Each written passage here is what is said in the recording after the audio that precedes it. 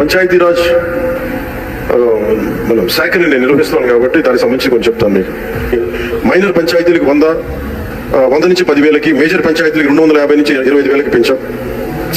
గ్రామాల స్వాతంత్ర గణ దినోత్సవ వేడుకలు ఘనంగా నిర్వహించుకునే అవకాశం కల్పించి ఆత్మగౌరవాన్ని కాపాడాం. ఒకే రోజున 13,326 పంచాయతీల్లో గ్రామ సభలు నిర్వహించి ఒక సరికొత్త రికార్డు సాధించాం. రైతులకి అండగా మినీ గోకులాలు, నీటి కుంటలు చాలా తక్కువ కాలంలోనే తరలించాం. మహాత్మా గాంధీ జాతీయ గ్రామీణ ఉపాధి హామీ పథకం ద్వారా రాష్ట్ర వ్యాప్తంగా 46,94,000 కుటుంబాల్లో 75,23,000 మంది ఉపాధి శ్రామికులకి వారి సొంత గ్రామాల్లోనే ఉపాధి కల్పించాం.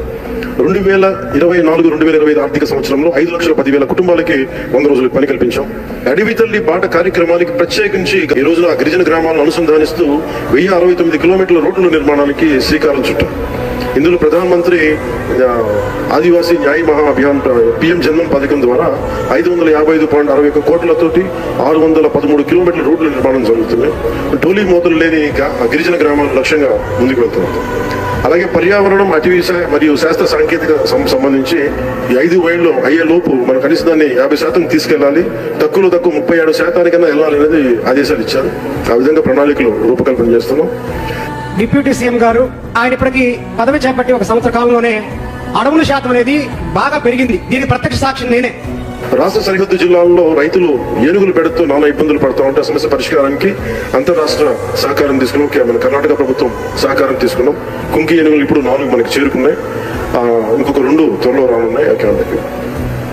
ఎర్రచందనం అక్రమ రవాణాను అరికట్టేందుకు కఠిన చర్యలు అమలు చేయడంతో పాటు అక్రమంగా తరలిపోతున్న ఎర్రచందనాన్ని తిరిగి తెచ్చుకునే విధంగా కర్ణాటక రాష్ట్రంతో ఒప్పందం కుదుర్చుకున్నాం.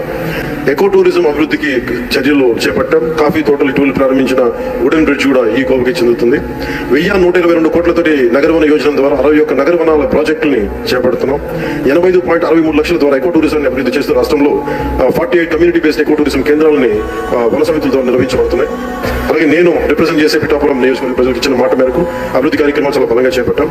388 కోట్లకు పైగా అభివృద్ధి పనులను చేపట్టాం. Thank you. జై హింద్, జై భారత్.